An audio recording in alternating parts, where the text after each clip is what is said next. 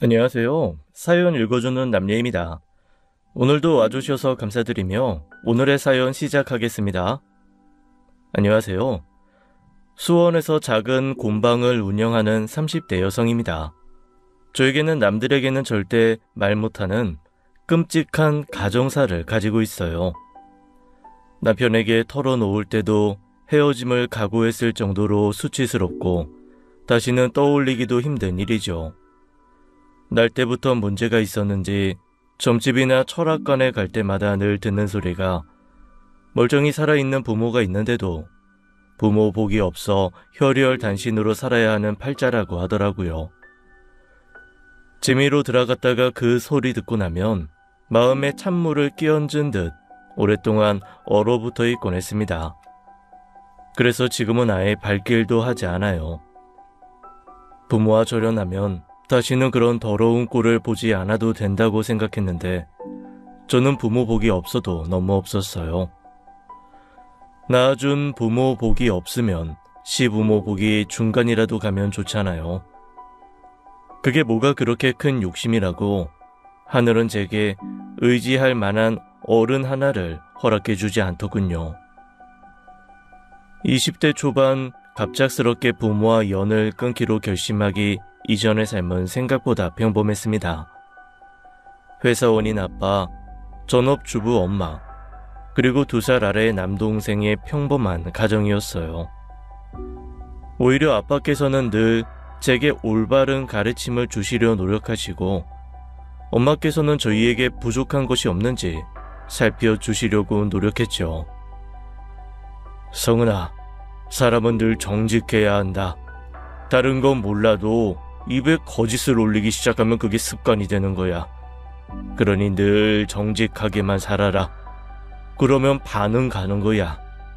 별 걱정을 다 하네. 우리 성은이가 얼마나 정직하고 바르게 자라낸데. 학교에서 매번 선행상 타오는 거 보면 몰라? 알지. 아는데 아빠는 혹시 성은이가 순간에 잘못된 판단을 할까봐 그게 걱정되는 거야. 아빠 마음 잘 알지? 걱정하지 마, 아빠. 난 거짓말 필요 없어. 솔직하게 말해서 혼날 건 혼나면 되는데 왜 거짓말을 해? 남을 속이는 짓은 나도 양심에 찔려서 하기 싫어. 그래, 우리 딸. 엄마는 우리 딸이 정말 잘 자란다고 생각해. 아, 맞다. 학교 준비물은 다 챙겼어? 엄마가 수수깡이랑 지점토는 사다 놨는데 더 챙겨야 할 거 없는지 딸이 다시 확인해봐. 예의, 정직, 사람 간의 신의처럼 인간이 인간답게 살기 위해서 지켜야 하는 보편적 가치를 중요하게 생각하는 부모님으로부터 올바른 가르침을 배우며 자란 거예요. 그래서 저는 그 가치를 중요하게 생각하고 또 실천하시는 부모님을 인간적으로 존경하며 자랐습니다. 사춘기가 오기 전까지는 학교에서 존경하는 사람을 물으면 늘 부모님을 1순위로 꼽을 정도였죠. 게다가 두 분은 주변에 알아주는 인고 부부셨어요. 주변 사람들도 어쩜 그 나이까지 금실이 그렇게 좋냐고 늘 부부가 함께 다니는 게 부럽다고 한마디씩 할 정도였죠. 아니, 성은네는 왜 그렇게 아직도 죽고 못 사는 것 같지? 성은 아빠가 성은 엄마한테 하는 거 보면 아주 부러워 죽겠어. 비결이 뭐야? 뭐 보약이라도 지어다 줘? 보약은 무슨, 그냥 따스운 밥 잘 챙겨 먹이면 되지. 누구나 안 챙겨주나? 삼식이 삼시세끼 다 갖다 바치는데도 자기 마누라 보기를 어디 돌처럼 보는데. 그럼 자기도 영재 아빠랑 같이 취미생활이라도 해봐. 우리는 등산도 같이 하고 테니스도 하는데. 부모님은 취미생활도 함께 즐기셨는데 대표적으로 등산이나 테니스 동호회였어요. 간혹 지인들이 등산 같은 거 불안하지 않냐? 안 좋은 소문이 많다더라는 우려가 있기는 했는데 두 분은 항상 같이 다니시니 염려할 필요가 없었죠. 저도 금실 좋고 늘 사이 좋은 모습만 보여주시는 부모님이 좋았습니다. 그 금실에 엄청난 비밀이 있는 줄은 꿈에도, 아니 상상도 못하고 말이에요. 그렇게 20살이 될 때까지 부모님과 그 흔한 사춘기 갈등 하나 없이 잘 지냈죠. 그런데 20살이 되고 나서부터 거짓말처럼 불편한 문제가 생기는 거예요. 대학에 들어가고 나서 처음으로 남자친구를 사귀게 되었는데 그걸 부모님이 알게 되셨어요. 처음엔 우리 딸 다 컸다고 맛있는 거 사줄 테니 나중에 한번 데리고 오라는 말만 하시더라고요. 그런데 그 뒤로 자꾸 선을 넘는 이야기를 하시는 겁니다. 너 남자친구랑 어디까지 갔어? 어디까지 가다니? 그거 해봤냐고. 어? 엄마! 뭐 어때? 성인인데. 했어, 안 했어? 설마 키스도 안 한 건 아니지? 아, 몰라. 별걸 다 물어 진짜. 이런 대화 엄마랑 하지 누구랑 하니? 그래야 우리 딸이 남자친구를 안전하고 건강하게 만나고 있는지 알지. 이런 대화를 누가 엄마랑 해? 내가 알아서 할 테니까 신경 쓰지 마. 엄마랑 이런 대화하는 거 불편해. 엄마? 엄마는 너랑 이런 얘기 하려고 언제 그나 했는데? 아, 글쎄 싫다니까. 엄마가 남자친구와 진도를 어떻게 뺐는지 그런 걸 묻는 거예요. 보통 친구들 사이에서도 하기 어려운 이야기를 어떻게 부모님한테 하나요? 처음엔 부모님이 괜히 걱정하실 것 같아 우려하는 일은 없다고 말씀드렸어요.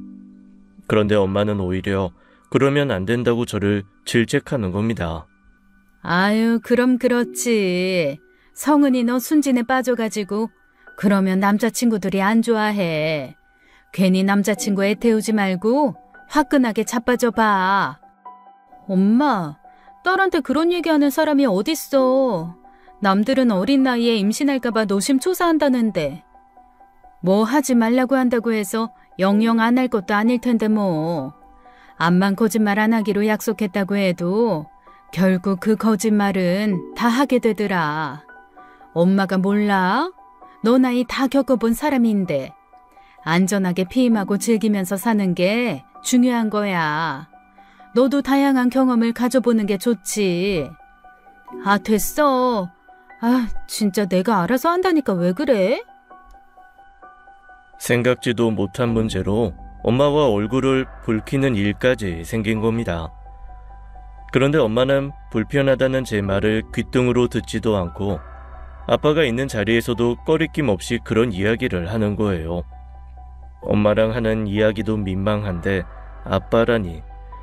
저는 너무 황당하고 놀라서 말문이 턱 막혔죠. 그런데 아빠는 한술 더 뜨는 거예요. 성은아, 아빠가 남자가 뭘 좋아하는지 알려줄까? 남자는 말이다, 여기를 이렇게. 아, 진짜 왜들 그래? 미친 것 같아 진짜. 그건 제가 부모님께 한 최초의 반항이었어요. 평소에 저라면 절대 하지 않았을 말버릇이었죠. 불편하고 민망한 상황에서 벗어나기 위해 집을 뛰쳐나왔고 결국 엄마가 전화해 사과하고 나서야 들어가게 됐어요. 저는 부모님이 그렇게 개방된 분들이신지도 모르고 딸 앞에서 그렇게 주책 맞은 이야기를 할 줄도 몰랐어요.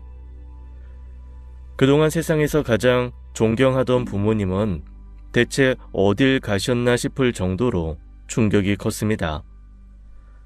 제가 그렇게 예민하게 받아들일 줄은 몰랐다. 엄마는 제가 크면 그런 이야기를 거리낌 없이 할 수 있는 모녀 사이를 꿈꿔와서 그랬던 거다. 다시는 너 불편하게 하지 않겠다고 해서 넘어간 거예요. 하지만 한번 그런 이야기를 시작하니 본인도 주체를 못하겠는지 급기야 고등학생인 남동생 앞에서까지 그런 이야기를 꺼내는 겁니다. 민우는 남자라 걱정이 크게 안 되는데 성은이 저건 저래가지고 나중에 결혼이나 할까 싶어. 여자가 딱 남자 마음을 후려잡을 수 있는 기술 하나는 가지고 있어야 하는데 우리랑 다르게 좀 막힌 구석이 있지. 덜 커서 그렇지 나중에 결혼하면 뭐 다 할걸? 그러니까 그 결혼이 문제라는 거 아니야. 민우 너도 아빠한테 잘 배워놔. 여자친구 홍콩 보내주는 기술은 아빠가 따봉이야, 따봉. 성은이 저것도 딱 나한테만 알려주라고만 하면 아주 내가 기깔나게 알려주는 건데. 제발 좀 그만하라고 했잖아. 온 가족이 모인 저녁 밥성에서의 일이었습니다. 저는 그 자리에서 식탁에 있는 반찬 그릇과 밥그릇, 국그릇을 바닥으로 다 밀어버렸어요. 분위기는 순식간에 얼어붙었고 부모님께서도 눈이 튀어나오게 놀라 얼었죠. 하지만 아무리 그렇다고 한들 저만큼 놀랐을까요? 내가 그만하라고 했지. 대체 몇 번을 얘기해? 자식들 앞에서 창피하지도 않아? 그게 뭐가 그렇게 떳떳하고 당당하게 할 얘기라고. 때를 가리지를 못해. 뭐 대단한 거 가르쳐준다고 그딴 얘기를 계속하느냔 말이야. 아니, 엄마는 다 너 좋으라고. 그만. 한 번만 더 해봐. 집 나가서 안 들어와. 다신 엄마 아빠 안 봐. 그렇게 뒤집어 엎고 나서야 두 분은 저희 앞에서 말을 가려 하기 시작했어요. 그때부터였습니다. 세상에 둘도 없는 다정하고 화목한 가정이었던 저희 가족이 영원히 가뭄이 든 사막처럼 쩍쩍 갈라지게 된 계기가요. 금실이 너무 좋아도 문제라는 것을 그때 알았어요. 사실 중고등학교 때 종종 부모님 안방에서 나는 소리를 어렴풋이 듣고 민망해 한 적은 있습니다. 부모님 사이가 좋다는 증거고 부부 사이니 이상할 게 없다고 생각했었어요. 하지만 그런 이야기를 지속적으로 하는 걸 듣고 있자니 괜히 모든 게 짜증부터 나기 시작하더라고요. 그러던 어느 날이었습니다. 그 일이 있었던 때로부터 2달 정도 지났을 때일 거예요. 학교에 갔다 와서 방에서 음악을 듣고 있는데 함께 등산 갔다 온 부모님께서 전에 없이 다투면서 들어오신 거예요. 아이고, 나한테는 그렇게 안 해주더니만 그 여자한테는 아주 잘만 해주대. 아주 신이 났던데? 이거 왜 이래? 사람이 정신없이 하다 보면 그럴 수도 있지. 그러는 당신은 뭐 다른 줄 알아? 당신도 마찬가지였어. 똑같은 취급하지 마. 아주 혼이 쏙 빠진 사람처럼 나는 안중에도 없었으면서 무슨? 아유, 시끄러워. 조용히 해. 두 분이 그렇게까지 싸운 건 그때가 처음이었어요. 제가 무슨 일인가 싶어 나왔는데도 저는 아랑곳하지 않고 얼굴까지 붉히며 싸우시더라고요. 같이 등산 갔다가 아빠가 다른 여자한테 잘해주는 모습을 보기라도 했나 서로 뭔가 오해가 있었나 싶었습니다. 그때까지만 해도 그저 평범한 부부싸움이겠거니 했었어요. 처음 있는 일이라 그 둘 사이에서 어떻게 해야 할지 갈피를 잡을 수 없었던 저는 그저 모른 척 할 수밖에 없었습니다. 그런데 그 뒤로 엄마가 아빠가 없는 자리에서 제게 아빠 욕을 하는 거예요. 평생에 제 앞에서 아빠 흉을 본 건 그때가 처음이라 너무 당혹스럽더라고요. 네 아빠가 얼마나 여우 같은 줄 아니? 아주 마음만 먹으면 세상 여자들 다 후릴 수 있을 거라고 생각하는 거 모르지? 너네 아빠 앞에서는 아주 세상 선비에 고상한 척은 다 하지만 실은 여자 여우 저리 가라더라. 왜 그래? 안 하던 아빠 용을 다 보고 아빠가 서운하게 했어? 서운하지 그럼. 나는 그렇게 한 번을 해달라고 해도 해주지 않던 걸 아주 생판 처음 본 여자한테는 잘만 해주더라. 아빠가 뭘 그렇게 해줬는데 그래? 아이 그거. 아휴 됐다. 너한테 얘기를 해서 뭐하니? 뭔데 그래? 내가 할 수 있는 거면 아빠한테 잘 얘기해볼게. 됐어. 신경 쓰지 마. 그 갈등은 생각보다 점점 더 깊어졌습니다. 식사 시간에 엄마는 밥상만 차려놓고 안방에 들어가 있기 일쑤였고 아빠가 안방에 들어가면 거실로 나와버렸어요. 거기다 잘 때는 아빠가 안방에 들어오지도 못하게 문 밖으로 베개를 던져버렸고요. 결국 모른 채 하려던 저는 보다 못해 중재를 위해 나서게 된 거예요. 아빠, 대체 무슨 일인데 그래? 둘이 이렇게까지 싸운 적은 없잖아. 미안해. 엄마도 아빠도 서로한테 서운한 게 쌓여서 그런 거지. 서운한 게 쌓였으면 대화를 통해서 풀어보려고 해야지. 왜 아무것도 안 하고 서로 그렇게 냉전이야? 아빠 나랑 민호한테 그렇게 가르쳐주지 않았잖아. 남매 간에도 오해가 쌓인 것 같으면 회피하지 말고 일단 마주보고 대화부터 하라고. 그러면 미처 내가 배려하지 못한 부분을 볼 수도 있다고. 그렇게 가르쳐놓고 아빠랑 엄마는 이러기야? 어른들 문제는 그렇게 간단한 게 아니니까. 아유, 미안해. 신경 쓰게 해서. 너희 앞에서 싸우는 모습 보여준 적은 없지만 아빠랑 엄마도 종종 다퉜어. 부부싸움은 물백이라는 말도 있잖아. 결국 화해할 거니까 걱정하지 마. 아빠가 그렇게 이야기해서 조만간 해결이 되겠거니 했었어요. 그런데 웬걸 그 싸움이 한 달이 넘게 지속되자 저도 점점 지치더라고요. 무슨 일인지는 이야기해주지도 않고 살 얼음판 위에서 기다리라고만 하니 얼마나 답답하고 신경이 쓰여요. 결국 제가 해서는 안 될 짓을 해버리고 만 겁니다. 지금은 그때 일을 몇 번이나 곱씹어보곤 해요. 그날 제가 엄마의 휴대전화를 함부로 보지 않았더라면 지금 내 인생이 좀 달랐을까? 아무것도 모른 것처럼 지나갔더라면 계속 평범하게 살 수 있었을까 하고요. 저는 엄마 몰래 엄마 휴대전화를 열었고 카카오톡 메시지를 뒤지기 시작했습니다. 그러다가 딱 4명이 들어있는 단톡방을 발견하게 된 거예요. 거긴 엄마와 아빠, 그리고 꽃사슴과 물개라는 이름을 가진 사람이 함께 있는 방이었죠. 실마리라도 잡으려고 천천히 메시지를 올리던 저는 순간 손이 얼어붙은 듯 움직이지 않았습니다. 그 방에 주고받은 여러 사진과 동영상이 저를 꽁꽁 얼어붙게 만들었거든요. 어머, 정배 씨는 어쩜 그렇게 테크닉이 좋아? 우리 바깥 양반한테 한 수 알려줘. 무언하시면 기꺼이 알려드리죠. 됐어요. 영택 씨도 스킬이 보통이 아니던데요, 뭐. 저 그날 오랜만에 좋았어요. 그냥 봐서는 이해하기 힘든 메시지 아래로 상상도 할 수 없었던 영상과 사진들이 있었던 겁니다.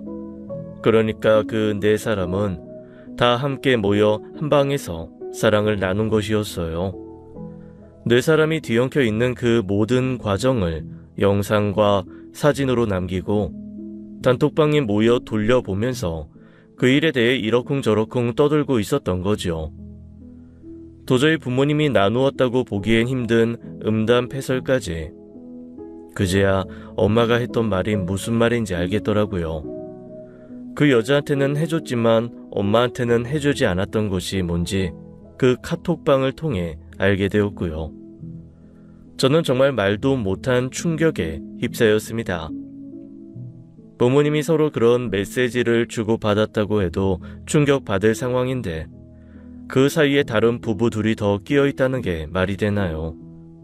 그런 짓을 하는 사람이 덜어 있다더라 말만 들었지 그게 저희 부모님 이야기일 줄은 꿈에도 몰랐습니다. 저는 한동안 그 충격에서 벗어날 수가 없었어요. 밥도 먹지 못했고 학교에 가서도 제대로 수업을 들을 수도 없었죠. 성은아, 야, 양성은, 너 왜 그래? 하루 종일. 무슨 일 있어? 어? 아니야. 그냥 좀 컨디션이 안 좋아서 그래. 아까 한 교수님이 너 계속 쳐다봤는데 몰랐지? 너 평소에 수업 태도 좋아서 그냥 넘어갔지. 한 교수님 성격에 너 하마터면 불려갈 뻔했어. 감기 기운이 있는 거야? 그런 것 같아. 근데 채영아, 너 혹시 부모님 말이야. 부모님? 부모님이 왜? 아니야, 아무것도. 뭐야, 싱겁게. 미안, 나 먼저 집에 가볼게. 혼자서 끙끙 앓다가 친구에게 고민을 털어놓으려고 했지만 쉽지 않더라고요. 친구한테 뭐라고 물어보겠어요. 혹시 너희 부모님도 다른 파트너들이랑 같이 그런 짓을 하기도 하냐고 물어볼 수도 없잖아요. 그때 얼마나 충격이 컸던지 그날 저녁 집에 와서 온몸에 오한이 들고 몸살 기운에 밤새워 고생해야 했죠. 결국 저는 정면 돌파를 하기로 했습니다.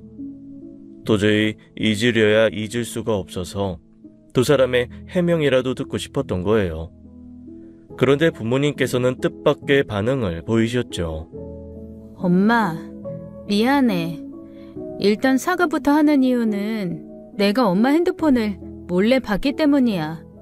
엄마랑 아빠 다툼이 생각보다 오래가는 것 같아서 내가 해결해 볼 수 있는 방법이 있을까 싶어서 그랬어. 엄마 핸드폰? 그래서? 그 메시지들도 다 봤어. 무슨 메시지? 너 설마? 응. 내가 그걸 솔직하게 말하는 이유는 엄마랑 아빠한테 뭔가 해명이라도 듣고 싶어서 그래. 그게 해명을 듣는다고 해서 달라지는 문제일까 싶긴 하지만 대체 왜 그런 짓을 하는 건지 알고 싶어. 나는 엄마 아빠가 그런 짓을 했다는 걸 믿기 힘들어. 부모님께서는 제 말에 좀 당황해하는 것 같더니 아무렇지 않게 그러시더군요. 그냥 운동 같은 거야. 어른들이 하는 운동. 그게 무슨 말도 안 되는 소리야? 운동이라니. 테니스도 꼭 둘이서만 하는 거 아니잖아. 단식이 있으면 복식도 있는 건데 그냥 그렇게 생각하면 되는 일이야. 오히려 문제될 것이 없다는 듯 대수롭지 않게 이야기하는 태도에 저는 할 말을 잃고 말았습니다. 순간 제가 이상한 건가? 다들 알게 모르게 다 그렇게 살고 있는데 내가 꽉 막힌 건가? 그런 생각이 들 정도의 당당함이었어요.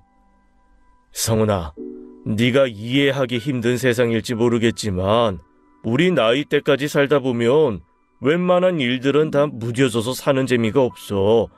그 정도 도파민은 필요하지 않겠니? 그래. 어차피 뜻이 맞는 사람끼리 서로 합의하에 하는 건데 문제될 것도 없고. 너도 나중에 결혼해서 남자 너무 옥죄고 그러면 안 돼. 그런 재미를 즐길 수 있는 기회를 줘야지. 아니, 잠깐만. 뭐가 그렇게 당당해? 이게 이렇게 당당할 일이야? 당당하지 않을 이유는 뭐야? 엄마 아빠만의 스포츠인데. 제가 가진 상식과 부모님이 가진 상식이 너무 달라 대화를 지속할 수가 없었습니다. 그런데 그 뒤로 부쩍 다시 가까워지는 부모님을 보면서 저는 더욱더 혼란스러워질 수밖에 없었어요. 자꾸 그 단톡방에서 봤던 영상과 음담 패설들이 머릿속에서 떠나지 않았고 도저히 일상생활을 할 수 없을 지경에 이르렀죠. 그때는 얼마나 후회했는지 몰라요. 괜히 그걸 봤다. 그냥 묻어둘 걸, 끼어들지 말 걸 하면서요. 부모님께서 등산이나 지인 모임에 간다고 할 때마다 자꾸 그런 쪽으로만 생각이 되니 너무 괴로웠습니다. 그래서 부모님을 앉혀놓고 울면서 부탁을 드렸어요. 그거 지금도 하고 있는 거면 그만하면 안 돼? 아무리 생각해도 그건 아닌 것 같아. 엄마는 당당하다고 하지만 주변 사람들한테 당당하게 얘기할 수 있어? 괜히 선입견이 있는 꽉 막힌 사람들한테 밉보일 이유는 없지. 말할 이유가 뭐가 있겠어. 그 점이 모르는 사람들은 이해도 못할 텐데. 성은아, 엄마가 말했잖아. 이건 엄마 아빠만의 스포츠일 뿐이라고. 서로 이해하는데 뭐가 문제야? 솔직히 이해한 것도 아니잖아. 내가 알게 된 이유가 뭔데. 결국 엄마가 그 관계에 있어서 아빠한테 불만이 생겨서 싸우게 된 거잖아. 누구든 상처받게 되는 관계야. 그런 건 불건전하고 스포츠라고 할 수가 없다고. 상처를 받든 말든 그것도 엄마 문제야.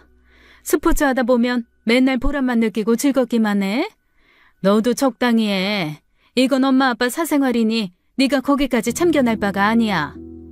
내가 싫다잖아. 자식이 싫다고 하는데 좀 안 하면 안 돼? 그게 그렇게 중요해? 지독한 쾌락주의자들이나 빠지는 일이라고. 내 부모가 그런 짓 하고 다닌다는 게 정말 창피하단 말이야. 너 진짜 왜 이래? 엄마 아빠가 언제 너 사생활에 관여한 적 있어? 이건 어디까지나 엄마랑 아빠 일이야. 법적으로 문제가 되는 것도 아닌데 왜 네가 난리야? 엄마랑 아빠가 당당하게 누구에게나 그런 말 할 수 있으면 된다니까? 할머니한테 얘기해? 이모한테 얘기해도 돼? 엄마 친구 옥순 이모한테도 해도 되냐고. 너무 힘들어 죽겠어. 자꾸 생각나서 미치겠단 말이야. 여기서 그런 얘기가 왜 나와? 그러게 누가 엄마 카톡 마음대로 보래? 배운다고 생각하고 보기나 하든가. 영양가 없이 봐놓고 누굴 탓해? 뭐? 엄마, 진짜 그거 진심이야? 신경 쓰지 마. 이건 어디까지나 엄마 아빠의 일. 딱 선 긋자. 계속 그러면 엄마도 화낼 거야. 도저히 부모님과 대화가 통하지 않았고 저는 마음이 서서히 단단하게 식어가는 걸 느꼈습니다. 저는 그 문제를 부모님의 사생활이라며 선을 긋고 예전으로 돌아가는 게 힘들었어요. 결국 부모님 얼굴 보는 게 힘들어 집을 나왔고 모아둔 용돈으로 보증금이 없는 고시원 생활을 시작했죠. 그게 부모님과 절연의 시작이었어요. 한 주, 두 주, 나아가서 한 달, 두 달 연락하지 않게 되면서 연락이 끊긴 것이죠. 학교에도 찾아온 적이 있는데 친구들에게 휴학했다고 거짓말 해달라고 해서 만나지도 않았습니다. 대체 왜 그렇게 속을 썩이냐고 엄마 아빠가 그렇게 잘못한 일이냐는 메시지에 그 관계를 청산하기 전까지는 연락하지 말아달라고 했었어요. 그리고 다시는 연락이 오지 않았습니다. 그게 제게는 너무나 큰 충격이었고요. 아무리 좋아서 한 행동일지라도 자식이 그렇게까지 이야기하면 얼마든지 양보할 수 있는 일 아닌가요? 그 생활을 계속한다면 부모 자식 간의 연을 끊겠다는 초강수를 뒀는데도 부모님은 그러지 않은 거예요. 쓸데없이 솔직하기도 했고 쓸데없이 자식보다 본인 취미생활이 먼저였던 분들이셨죠. 그건 제가 부모님에 대해 한평생 알고 있던 오해가 산산이 부셔지던 일이었습니다. 누구에게나 모범적이고 귀감이 되는 분들에서 남들에게 들킬까봐 전전긍긍해야 하는 창피한 사람들이 되어버렸죠. 친구들이 명절이나 때때로 본가에 간다고 할 때마다 너무 괴로운 시간을 보내야 했어요. 그럴 때마다 이유 모를 죄책감도 들었고 그렇게 살아야만 하는 제 자신에게 연민도 느껴지더라고요. 성은이 너는 이번에도 집에 안 가? 알바가 있어서. 어이구, 아무리 돈이 좋다지만 가족은 만나가면서 해야지. 부모님이 서운해하지 않으셔? 그러게. 어쩔 수 없지 뭐. 학비 벌려면. 집을 나오게 되면서 학비도 온전히 제 몫이 되었습니다. 다시는 그러지 않겠다. 떳떳한 부모가 되겠다는 연락을 기다렸지만 그 연락은 해가 지나도 오지 않았죠. 그렇게 졸업해 취직에 이르기까지 저는 부모님과 완전히 단절된 삶을 살았습니다. 집을 나온 지 2년이 지난 후에는 번호도 바꿔버렸어요. 어차피 연락이 오지도 않을 텐데 쓸데없는 희망 갖지 말자며 바꾼 것이죠. 때때로 남동생과는 연락하고 지냈습니다. 남동생도 부모님과의 갈등으로 집에서 나왔고 내색은 하지 않지만 저와 다르지 않은 이유 같더라고요. 그 뒤로 취직해 거의 일만 하고 산 것 같아요. 고시원에서 원룸으로 이사하고 원룸에서 전세금을 넣을 때까지 그야말로 앞만 보고 일만 했죠. 처음 투룸 전세 계약을 하게 되고서야 숨을 좀 돌릴 수 있었고요. 그때 때마침 나타난 게 지금의 남편이었어요. 같은 회사 선임으로 제 부족함을 채워주고 가르쳐주는 선생님 같은 사람이었죠. 성은 씨는 일도 착실히 잘하고 성실한 사람이라 좋아. 눈치가 없는 건 아닌 것 같은데 뭐 벽이 느껴지는 게 단점이라면 단점이고. 벽이요? 상대가 다가갈 수 있는 허용된 공간이 따로 정해놓은 사람 같아. 너무 성 긋고 대하지 마. 그러다 좋은 사람 다 놓쳐. 처음에 직장 동료들과 적당히 거리감을 두고 지내려고 할 때도 저를 잡아준 사람이 남편이었어요. 하늘 아래 누구보다 믿었던 사람인 부모님께 배신을 당한 이후 사람을 쉽게 믿기 힘들어진 탓도 있었고요. 그렇다고 영영 외톨이처럼 혼자 지낼 수도 없었고 회사 생활도 잘 해보고 싶어서 부단한 노력을 해야 했습니다. 남들과 연애를 시작하면서부터는 그 트라우마가 거의 잊혀지고 있다고 믿었었어요. 정말 성실하고 좋은 사람이었고 함께 있으면 마음이 편해지고 숙면을 하게 하는 사람이었거든요. 그런데 그런 사람을 만나면서도 아이러니하게도 저는 결혼 생활을 생각해 본 적이 없었습니다. 이별을 생각하고 싶진 않지만 그렇다고 결혼 생활을 상상하고 싶지도 않았어요. 결혼이라는 말을 떠올리면 그때 엄마 단톡방에서 본 난잡하고 추잡한 것들이 머릿속에 뒤엉켜 또 지옥이 만들어졌거든요. 그런데 남편이 생각지도 못하게 프로포즈를 하면서 잠자고 있던 그 트라우마가 폭발하고 만 겁니다. 성훈아, 우리 오래 넘기지 말고 결혼하자. 결혼? 결혼은 아직 생각 없는데. 생각 없다고? 나 벌써 34이야. 나는 네가 슬슬 결혼 생각도 하고 있다고 생각했는데. 미안. 나는 결혼은 생각 없어.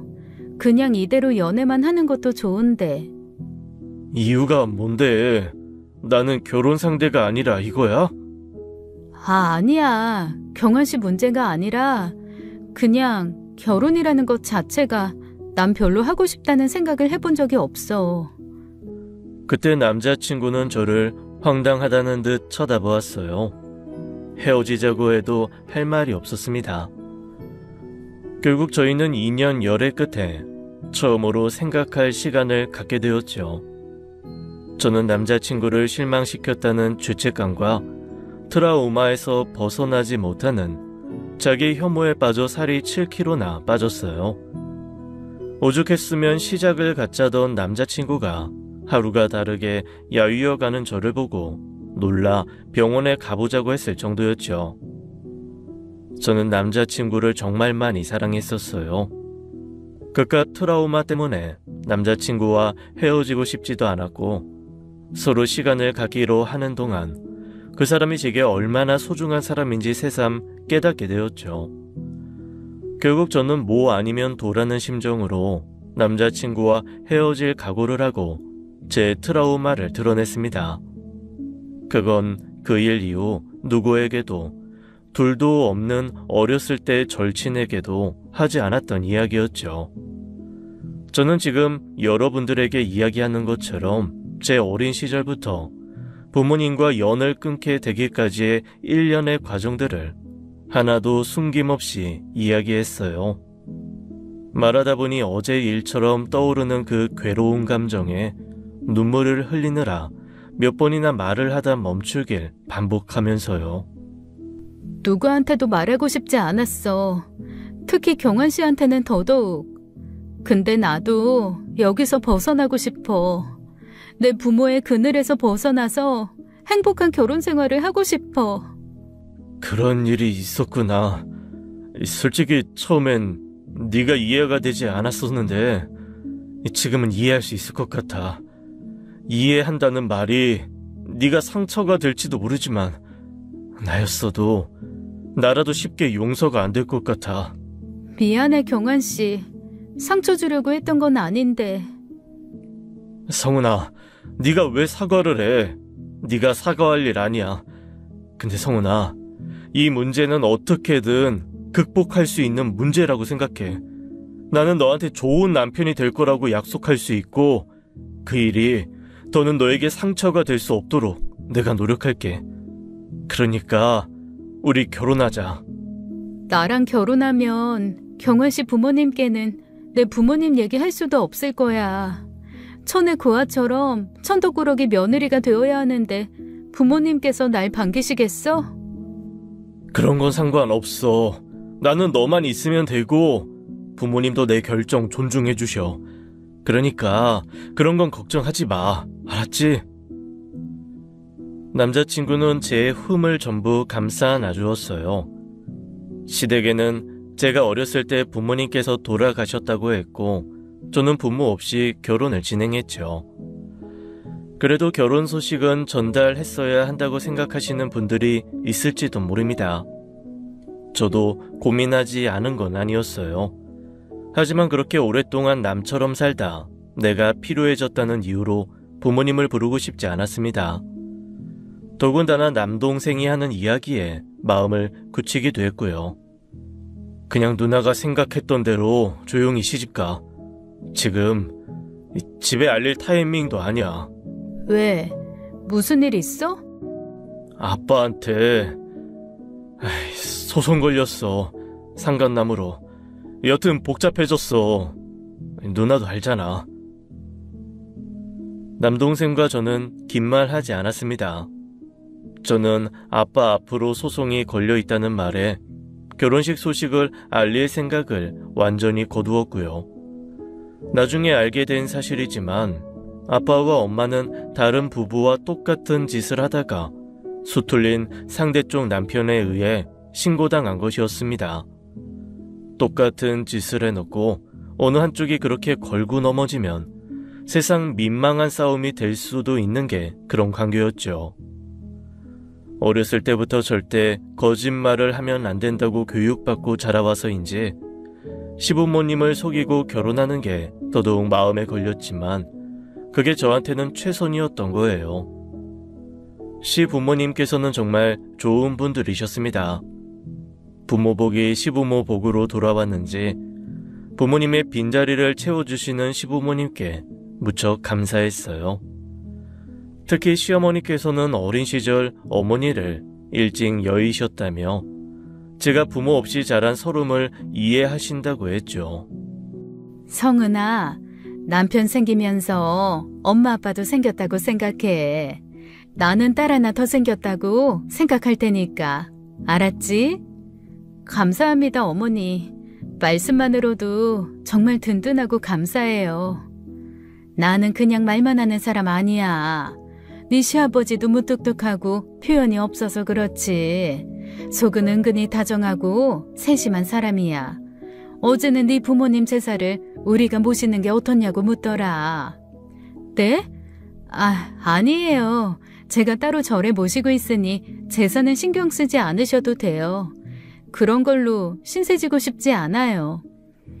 아유, 네가 아직 우리 가족이 되려면 멀긴 멀었나 보다. 부담 없이 기댈 수 있도록 내가 더 잘하마. 거짓으로 결혼한 게 죄책감이 들 만큼 잘해주시니 저는 그 이상으로 더 잘해드려야겠다고 다짐했죠. 시아버지께서는 전형적인 가부장으로 표현이 거의 없으신 분이었습니다. 어머니께 다정한 말을 해주신 건 아니지만 어머님이 하시는 일에는 토달지 않고 존중해 주시더라고요. 어머니께서도 밖에서 일하고 돌아오시는 아버님을 위해 집안을 깨끗이 정돈하시고 따뜻한 밥상을 차려놓으시고요. 흠잡을 곳이 없는 평범한 가정이었습니다. 너무 다정한 부부가 아니라서 좋았고 완벽해 보이려고 애쓰지 않아 좋았어요. 우리 집도 한때 그랬는데 나 역시 평범한 가족의 일원이었는데 싶어 씁쓸한 마음은 덤처럼 딸려왔지만요. 아유, 우리 성은이 왔어? 얼른 들어와, 얼른. 밖에 많이 춥지? 차 타고 와서 괜찮아요. 지하 주차장에서 바로 올라왔는데요. 아유, 그래도 밖이면 춥지 뭐. 얼른 앉아, 얼른. 여보, 성은이 왔어요. 아이, 엄마, 아들은 안 보여? 아버지, 경환이도 왔어요. 어이구, 왜 안 하던 앙탈이야? 배고프지? 성은이 좋아하는 서대회 무침 해놨다. 지난번에 너 그거 제일 잘 먹었잖아. 정말요? 오늘은 경환 씨 생일로 모이는 자리인데 저 먹고 싶은 걸로 준비해 주신 거예요? 경환이야, 네가 알아서 맛있는 거 해줬을 텐데 뭐. 어떻게 알았지? 아니, 낮에 내가 제일 좋아하는 삼겹살 구워줬어요. 진수성찬 받았네. 그럼 오늘 저녁은 성은이 진수성찬이다. 성은이 왔어? 아유, 아버지, 나도 왔다니까 그러네. 성은아, 얼른 들어와라. 시부모님의 사랑을 듬뿍 받으면서 저는 부모님께 받았던 그 상처를 조금씩 치유해 나가고 있었습니다. 어머니께서는 마치 친정 어머님처럼 갈 때마다 제 입에 맞는 반찬을 가득 싸주셨어요. 게다가 제가 부엌에서 허용된 공간은 딱 식탁까지라 물 한 잔도 제 손으로 떠다 먹지 못하게 해주셨죠. 그래서 저도 시댁에 자주 드나들었었어요. 남편이 없어도 가서 밥도 먹고 오고 맛있는 게 있으면 사다가 드리고 그랬죠. 그리고 결혼한 지 반년쯤 지났을 때 예상치 못한 일이 생긴 겁니다. 그날은 남편과 함께 시댁에서 하룻밤 머물다 간 날이었어요. 저녁에 시아버지와 함께 맥주를 많이 마셔 그런지 자다가 요의를 느껴 잠에서 깼죠. 화장실에 가던 중 저는 안방에서 들리는 묘한 소리에 발걸음을 멈추고 말았습니다. 그건 시부모님이 밤을 보내시던 소리였어요. 그때부터 등 뒤로 식은땀이 흐르면서 오래전 부모님 일이 떠오른 겁니다. 그건 나이가 드셨다고 한들 부부간의 일이었고 너무 자연스러운 일이잖아요. 저도 그걸 이해 못할 나이도 아니었는데 저도 모르게 숨통이 콱 막히고 답답해지는 증상이 생긴 겁니다. 솔직히 말해 너무 거북했어요. 그래도 절대 들키면 안 된다는 생각에 화장실도 못 가고 다시 방으로 들어와 심호흡을 했죠. 나중에 병원에 가서야 그게 심리적 압박에 의한 과호흡이라는 걸 알게 된 거예요. 그 일은 제게 또 다른 충격을 주었습니다. 트라우마라는 게 쉽게 극복할 수 있는 게 아니더라고요. 다 잊혀졌다고 생각할 때쯤 불현듯 나타나 사람의 목을 조이니 살 수가 없겠다 싶은 거예요. 게다가 더 큰 문제는 나중에 이 문제가 남편을 보고도 나타날 수 있다는 것이었습니다. 그 일 때문에 중년 부부의 부부 생활에 거부감이 생겼다 싶어 부랴부랴 그제야 정신과 치료를 받게 된 것이죠. 처음엔 남편에게 그 사실을 숨기고 있었는데 약봉지를 들키는 바람에 남편도 알게 되고 말았어요. 성은아, 이게 뭐야? 아니, 너 정신과 약 먹고 있었어? 아, 미안해. 말하려고 했는데 타이밍을 못 잡았어. 지난주부터 처음 가기 시작했어. 상담 위주로 하고 있고 이건 그냥 안정제야. 한 번씩 과호흡이 오고 진정하기 힘들어서. 왜? 부모님 일 때문에 그래? 그게 실은 지난번에 어머님 아버님 댁에 갔을 때 새벽에 화장실 가다가 두 분 아니, 우리 엄마 아빠가 왜? 그게 말이야. 그게 뭐라고? 두 분이 부부관계 하는 소리를 듣고 말았다. 그 이야기하는 게 너무 힘들더라고요. 다시 목구멍이 탁 막히는 것 같은 게 제가 쩔쩔매며 말을 못하니 남편이 눈치껏 이해했죠. 그게 왜? 모르겠어. 그때 갑자기 엄마 아빠 일도 떠오르고 해서 그때부터 증상이 좀 심해져서 아무래도 문제가 크다 싶어서 병원에 가게 된 거야. 우리 엄마 아빠 때문에? 아니, 어머님 아버님 때문이라기보단. 그게 그거지 뭐야. 그래도 그렇게 생각하는 건 좀 너무했다. 우리 부모님은 그냥 정말로 평범한 부부 생활을 한 것뿐인데. 알지. 나도 아는데 그게 마음처럼 안 되니까. 그래서 그래. 남편이 더는 이야기하지 않았지만 표정을 보니 좀 실망한 것 같더라고요. 괜히 저희 부모님과 시부모님을 같은 선상에 놓고 있다는 것으로 생각하는 것 같아 마음이 좋지 않았죠. 하지만 고맙게도 유일하게 제 사정을 잘 알고 있는 사람이니만큼 절 이해하려고 노력하더라고요. 같이 병원에도 가주고 함께 상담도 받아보면서 제가 어떻게 하면 그 지긋지긋한 부모의 문제에서 벗어날 수 있을지 함께 고민해 주었어요. 그러던 어느 날이었습니다. 시어머니께 연락이 온 거예요. 예, 성은아, 너 이번 주 토요일에 시간 되니? 이번 주 토요일이요? 괜찮아요. 무슨 일 있으세요? 아니, 다름이 아니라 내 오랜 지인이 있는데 그 지인이 이번 주말에 우리 집에 놀러 오기로 했거든. 와서 하룻밤 자고 간다고 하는데 오랜만에 보는 만큼 제대로 대접 좀 해주고 싶어서. 성은이 네가 또 음식 손맛이 좋잖니. 전에 생태탕 그거 기가 막히게 맛있던데. 그 지인이 또 생태탕을 좋아한다고 하니 너 생각이 났지 뭐야. 아, 그러세요? 그러면 제가 토요일에 가서 해드릴게요. 정말? 괜찮겠어? 아유, 그래주면 나는 너무 고맙지. 너 고생 안 시키려고 했는데 괜히 너 불러다 고생시키는 것 같아서 마음이 좀 그래. 아니에요. 어머님 귀한 손님 대접하시는 건데 제가 도움이 되면 좋죠. 갑작스럽게 오래전 알고 지냈던 지인이 오신다는 소식에 주말에 가게 된 거예요. 저희 집에 오셨을 때 생태탕을 대접해 드린 적이 있는데 그걸 무척 잘 드셨거든요. 어른들 입맛에 맞았나 보다 싶어 더 잘 대접해 드리려고 생태탕 재료에 밑반찬도 더 만들어 갔습니다. 갔더니 어머님께서는 손님이 오시기 전까지 아주 싱글벙글이시더라고요. 그렇게 좋으세요? 어떤 분이시길래 그렇게 기다리세요? 아니, 뭐 오래 알고 지내던 사람들은 아니고 한 10년 전쯤인가 아주 잠깐 알고 지내던 사람들이거든. 근데 우리가 좀 잘 맞았다 보니까 한 번씩 생각났는데 엊그제 갑자기 연락이 왔지 뭐야. 우리 지역에 오는데 하룻밤 신세 질 수 있겠냐고 말이야. 그래요? 10년 전이면 되게 어색할 것 같은데. 어색하고 말 것도 없어. 은근히 볼 거 안 볼 거 다 본 사이라.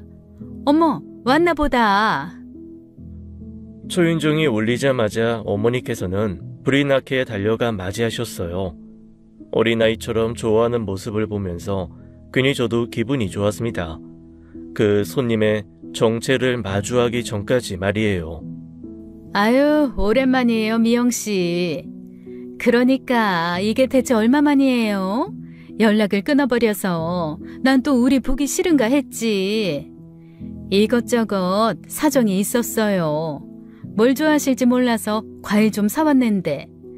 뭘 이런 걸 다 사왔어요. 모처럼 와서 잘 놀다 가면 그만인걸. 얘 성은아, 인사해라. 우리 지인. 네? 아, 안녕.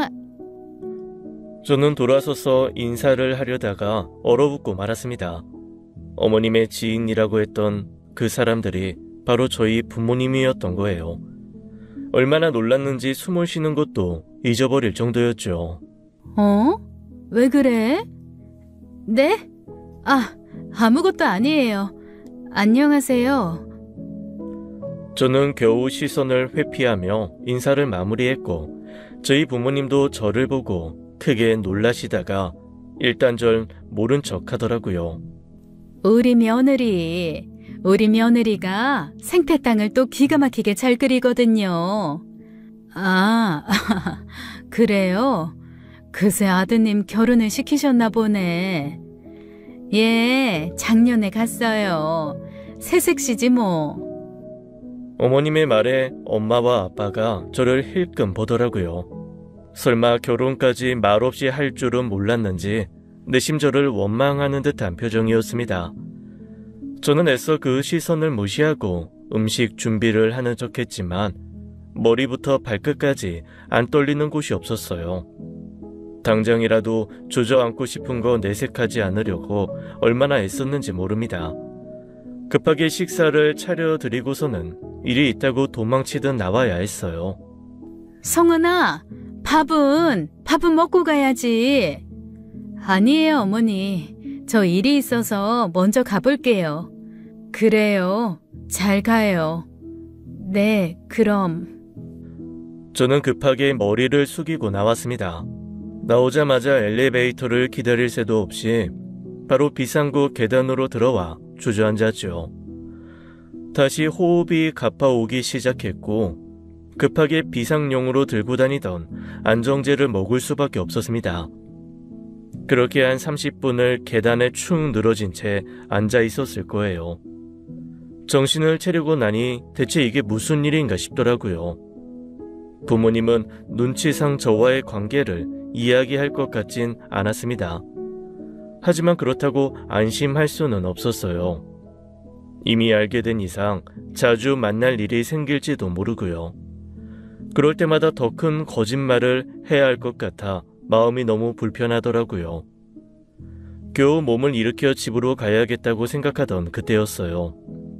문득 어떻게 시부모님과 저희 부모님이 아시게 된 건가 하는 원론적인 의문이 들더라고요. 일단 사는 지역이 완전히 달랐고 저희 시부모님은 이사한 적도 없어 그곳은 남편의 고향이었습니다. 저희 부모님도 나고 자란 고향을 떠난 적이 없었고요. 그렇다면 결론은 하나뿐이었는데 바로 저희 부모님과 모임을 통해 만났을지도 모른다는 것이었어요. 등산 모임으로 전국 방방곡곡의 산을 다녔으니 그때 알게 된 인연일 수도 있었죠. 그런데 어머님이 하시던 말씀이 자꾸 목에 걸린 가시처럼 신경이 쓰이는 거예요. 은근히 볼 거 안 볼 거 다 본 사이 라는 말이 묘하게 걸리더라고요. 일단은 지끈거리며 두통이 시작된 몸을 간신히 이끌고 집으로 갔습니다. 두통약까지 먹고 한숨 자려는데 머릿속이 터져버릴 것 같더라고요. 아이, 그렇게 안 좋아? 갑자기 왜 그래? 엄마 집에 갔다가 무슨 일 있었어? 아니야, 그냥 좀 컨디션이 안 좋아서 그래. 왜 그러는 건데? 내가 너 몰라? 괜히 그러는 거 아니잖아. 나 그냥 좀 잘게. 좀 쉬게 해줘. 머리가 너무 아파서 그래. 아, 알았어. 그러면 괜찮아지면 말해줘. 걱정하는 남편도 뒤로 한 채 잠들지 않은 눈을 억지로 감고 누웠습니다. 하지만 밤새도록 한숨도 제대로 자지 못했어요. 결국 아침을 먹으며 남편에게 시댁에 함께 가자고 이야기했죠. 남편도 시댁 문제라고 예상을 한 건지 순순히 더 묻지 않고 가자더라고요. 점심시간쯤 시댁에 방문했습니다. 남편이 비밀번호를 치고 들어가 문을 열었어요. 저 혼자 갈 때는 초인종을 누르는데 남편의 오랜 습관이었죠. 그런데 아버님도 어머님도 안 보이시더라고요. 방에 계시나 싶어 가보니 안방에서 통화 중인 어머님 목소리가 들렸죠. 너무 빨리 가서 아쉬워 죽겠어요. 좀 이따 가면 좋을 텐데. 그래도 오랜만이라 그런지 너무 즐거운 시간이었어요.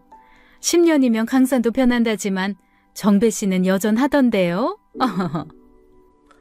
아는 체 하려던 저는 문득 발걸음을 멈추고 말았어요. 남편이 무슨 일인가 싶어 다가오려는데 제가 손을 뻗어 저지했죠. 나는 그때 그 맛을 잊지 못해서 우리 경환 아빠한테 몇 번을 얘기했거든요. 우리가 찾아가던지 하자. 아니면 다른 사람들이라도 좀 알아보자. 그때 경환 아빠가 안 된다는 거야. 그래서 내가 얼마나 아쉬웠는데. 근데 그 사람도 알았던 거지. 화란 씨랑 잘 맞았나 봐요. 요즘 들어 뭘 하든 시큰둥하니 재미가 없어서 무료하던 차였는데 오랜만에 남의 남자랑 해보니 아주 스릴 넘치고 너무 좋았어요. 다음에 또 와요. 심장이 쿵쿵쿵 뛰다가 뇌로 들어간 것 같았습니다. 머릿속에서 심장 소리가 너무 크게 울리더라고요. 대체 지금 제가 들은 이야기가 뭔지, 내가 생각하는 일은 아니길 얼마나 마음을 졸였겠어요. 때마침 통화를 끝낸 어머님께서 나오셨고 앞에 서 있던 저를 보고 화들짝 놀라시더라고요. 깜짝이야. 너네들 언제 온 거야? 어머니, 방금 누구랑 통화하신 거예요? 어제 온 그 손님이랑 했어. 왜? 그럼 그 사람들이랑 어젯밤에 뭐 하신 거예요? 시몬은 그것만큼은 대답하기 어렵다는 듯 저와 남편의 눈치를 살폈습니다. 제가 어디까지 들었나, 자기가 무슨 말을 했었나 곱씹어 보려고 하는 것 같았어요. 하지만 이미 더 들을 필요도 없이 정황상 모든 게 다 맞아떨어지고 있었죠. 저희 부모님이 몇 명과 만나 그 짓을 한지 모르겠지만 10년 전이라면 제가 그 일을 처음 알고 나온 시기와도 같았습니다. 어쩌면 제가 기억 속에서 완전히 잊어버리려 했던 그날의 네 사람이 저희 부모님과 시부모님이라고 생각하니 순간 현기증이 나더라고요. 아이, 성은아, 괜찮아? 왜 그래? 왜 그러는 거야? 나가자. 나 좀 나가게 해줘. 일단 눕혀라. 눕혀서. 이거 놓으세요. 저는 시어머니 손을 세차게 뿌리쳐버렸습니다. 그리고 시어머니를 바라보는 그 시선에 경멸과 환멸을 모두 담았죠. 그건 거의 본능과도 같은 것이었어요. 나중에 확실히 알았지만 그 전날 그 네 사람은 다시 10년 전과 같은 짓을 했던 겁니다. 시부모님도 시부모님이지만 부모님은 제가 그분들의 며느리로 살고 있다는 걸 알면서도 두 분은 아랑곳하지도 않고 10년 전과 같은 쾌락을 쫓았던 거예요. 인간적으로 도저히 견디기 힘든 상황이었죠. 어머, 성은아, 왜 그러는 거야? 제가 어머니 비밀 하나 알게 됐으니 저도 하나 알려드릴게요. 저 부모님 안 돌아가셨어요. 뭐? 아니, 그럼 부모님이 살아계신단 말이야? 네, 아주 멀쩡하고 건강하게 살아계세요. 제가 버리고 나온 거예요. 부모답지 않은 사람들이라고 생각해서 그냥 버리고 나온 거라고요. 근데요, 저 어머님, 아버님도 버려야 할 것 같아요. 성은아, 왜 그래? 경환 씨, 어머님, 아버님이 그분들이셨어. 10년 전에 우리 엄마 아빠랑 그 짓거리 한 그분들이 당신 엄마 아빠였다고. 뭐? 그게 무슨 말도 안 되는 소리야. 우리 엄마 아빠라니. 우리 엄마 아빠는 절대. 절대라는 건 없어. 지금 이 순간에도 날 더 슬프게 하는 게 그거야. 어머님, 아버님만큼은 우리 부모님이랑 다르다. 너무 좋으신 분들이고 평생 내가 부모로 모시고 싶은 분들이다. 그랬는데 결국 내 부모랑 똑같아. 어제 뭐 한 줄 알아? 어제 우리 부모님이랑 어머님, 아버님이 또 그랬대, 또. 이게 무슨 소리야? 경환아, 성은이가 대체 뭐라고 하는 거니? 엄마, 그게 사실이야? 어제 성은이 부모님이랑 넷이서 그렇고 그런 짓 한 거. 아니, 이야기를 알아듣게 해. 어제 우리가 놀았던 그 사람들이 성은이 부모님이었단 말이야? 어머머, 세상에 어쩜 이런 일이. 그게 중요한 게 아니야. 똑바로 대답해. 넷이서 진짜 한 거야? 그런 걸 대놓고 물어봐? 그래, 했다 했어. 이상하게 생각하지 마라. 나 혼자 한 것도 아니고 네 아버지도 같이 한 거고 그 사람들도 다 합의하에 서로가 원해서 한 건데 뭐가 문제니? 그건 일종의 놀이야. 우리끼리 하는 놀이. 저는 남편의 얼굴에서 제 과거의 모습을 보았습니다. 아마 분명 저도 저런 표정이었겠구나 싶은 그런 표정이요. 그런 건 원래 끼리끼리나 하는 것인가 봐요. 어떻게 토시 하나 안 틀리고 누구한테는 스포츠고 누구한테는 놀이가 되는 일이 될 수가 있는지요. 어머님이 변명하시는 이야기를 듣자니 10년 전 그 일이 떠올라 또 과호흡이 오더라고요. 숨을 헐떡거리자 남편이 급하게 주방에서 빈 봉지를 가져다 챙겨주었습니다. 진정이 되기가 무섭게 집이 떠나가라 오열했어요. 그냥 제 팔자가 너무하다 싶고 제 남편이 안쓰럽다 싶었거든요. 세상에 우리 같은 이유로 부모와 절연을 하는 사람이 얼마나 될까요? 있긴 있을 겁니다. 일방적이지 않은 상식을 가진 사람들은 많으니까요. 그래도 저희 부모님과 달랐던 건 시부모님께서는 미안하다 사과를 하셨다는 거예요. 그것도 10년 전, 그리고 그때 딱 2번만 했던 거라면서요. 자식도 버리고 쾌락을 쫓으며 사는 저희 부모와는 차이가 있다면 있는 것이었죠. 하지만 남편은 용서하지 않았습니다. 남편이 어떤 기분인지 저도 너무나 잘 알고 있었어요. 연락하지 마. 엄마 아빠 목소리도 얼굴도 보기 싫으니까. 경환아, 엄마가 잘못했어. 그냥 합의하에 하는 거면 상관없다고들 하니까 내가 생각이 짧았어.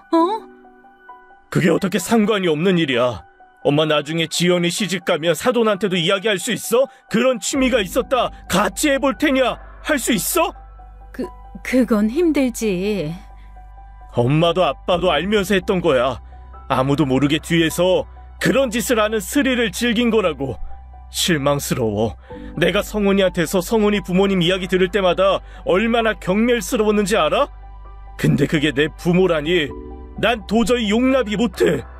아휴, 경환아, 그러지 마. 한 번만 용서해줘. 경환아. 남편은 그 뒤로 연락을 완전히 끊어버렸고 지금 반년이 넘게 연락하지 않고 있어요. 저도 마찬가지고요. 어쩌다 보니 남편과 저는 동변상련의 처지가 되어 누구에게도 이해받지 못할 순간에 서로에게 위로가 되어 주었죠. 저도 남편도 결단력이 있어 다행이었어요. 부모의 잘못된 사상으로 졸지의 자식들만 피해를 본 것이죠. 시부모님은 진정으로 사과도 하려고 하고 반성도 하고 있으니 나중에 어떻게 될지는 모르겠습니다. 하지만 솔직히 다시 예전처럼 돌아가기는 힘들 것 같아요. 자꾸 그때의 사진과 영상이 잔상처럼 제 머릿속에서 떠나지 않거든요. 소원이 있다면 그때의 기억을 깔끔하게 도려내고 사는 것뿐입니다. 언젠간 그런 날이 올 거라고 막연한 기대라도 품고 살려고요. 지금까지 사연 읽어주는 남녀였습니다. 끝까지 함께 해주신 여러분 감사드리며 저희는 다음 사연으로 돌아올게요. 감사합니다.